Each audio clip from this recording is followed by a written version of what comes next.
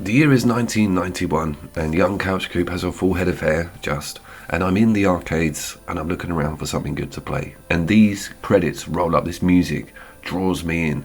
Not as much as a certain other side-scrolling beat 'em up. But that's a video for another time. I am Couchcoop. This is number 3 of the top couch co-op and split screen games on the PlayStation 4 and PlayStation 5. We are doing Streets of Rage 4, but I'm going to have a little look at the older games and really position how good a remake that was that we saw in, I'm going to say 2020. Now the remake, the modern version that came out in April of that year, is a very special game. We're going to go into it a little bit more detail towards the end, but it does something that very few remakes or sequels emulate. They all reach for it, but none of them really get as close to Streets of Rage 4's greatness when it came to its subject matter, canon, and improvement on gameplay. Now this is the original.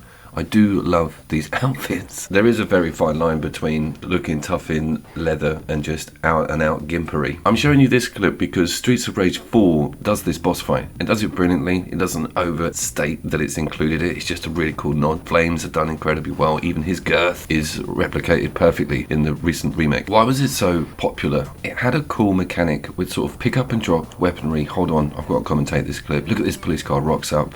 Fires an RPG at the whole situation, right? Doesn't aim at anybody. The flames go behind the villain, but still knock him down, and complete and utter disregard for anyone's safety within that arena. When I first saw that as a kid, I never questioned it. I just thought it was a badass piece of intro. Back to that attractive mechanic, and it's to do with the variation of the weapons, the multi-laned combat system. It was far deeper than Golden Axe's, and the enemy types were very cool with their color-coded behavioral patterns. There was a lot of hierarchy. It was Double Dragon, but so much better and meaner looking. We have moved up onto Streets of Rage 2, and they enlarged the main character. Didn't really muck around with too many of the moves. They've got a total motorbike obsession with the entire game. They seem to be everywhere, but it was bigger, more badass, just an expansion. Streets of Rage 3 got a little bit crazy with roller skates and things just getting a little bit too out of hand. The two sweet spots are 1 and 2 for me.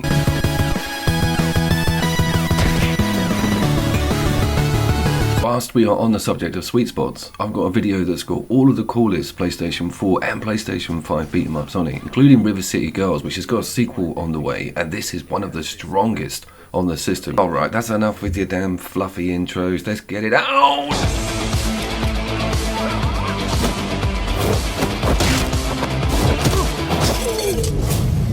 That intro, it even featured on the trailer for the channel for like the whole of 2020. And when it started up, when I saw it, those animations, the way they were drawn, the way the cuts were happening, its vibrancy and life and sheer passion for what it's showing you as a project and what they've done to improve it all was just... So as I mentioned at the start of the video, there's very few games that can say I improved on the original and made it better in the aspects that were important. And I think that Doom remake is certainly one of them, the 2016, and maybe that Shadow of the Colossus and the Demon's Souls Bluepoint material, but you've got to remember they haven't deviated from the original game model. What they've done with Streets of Rage 4 is absolutely amazing because they've lifted up that original mechanic and they've put it in with modern aspects that improve its ease of life and put it on par with all of the cool modern local co-op indie games that are out there. It's very satisfying, and a lot of the specials and moves and differences in character are very detailed. We did not see this in the early editions of the game.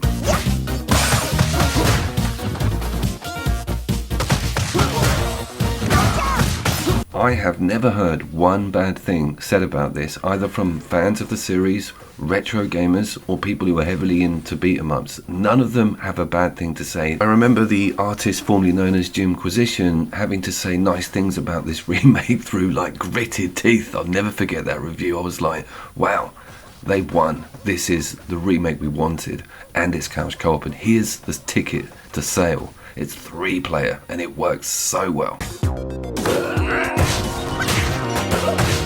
How does it compete with modern stuff with this like 30-year-old game model? Well, it adds some really cool alternate moves, some of which are massive flashy specials as you can see, but others are like Bloodborne-y, get your health back, take a risk. If you don't take a hit, you get rewarded with it. So you've got this certain stage of thinking before whacking all those buttons. You've also got quite a lot of friendly fire. You can whack your partner by accident, interrupt their combos. You have to get on with your game away from them, and if you drift into their area, you need to be careful about what you're doing. So communication's high. That's really cool to see in a beat 'em up. You can often just go quiet on these things because you're just doing the same damn thing over and over. Not with Streets of Rage 4.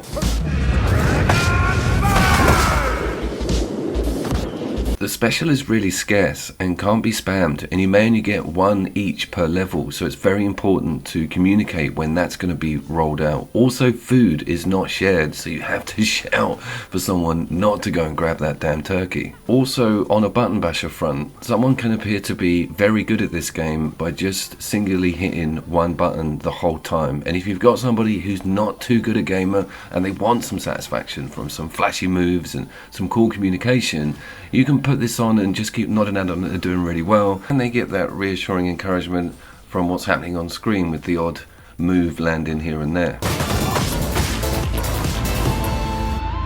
I bought an arcade stick for this game. I love the idea of having those button spreads, and the flat surface really reminds me of when I first approached the arcade machine. Unfortunately, the damn thing doesn't work on my PlayStation 5, so come and get that one sorted out, Sony.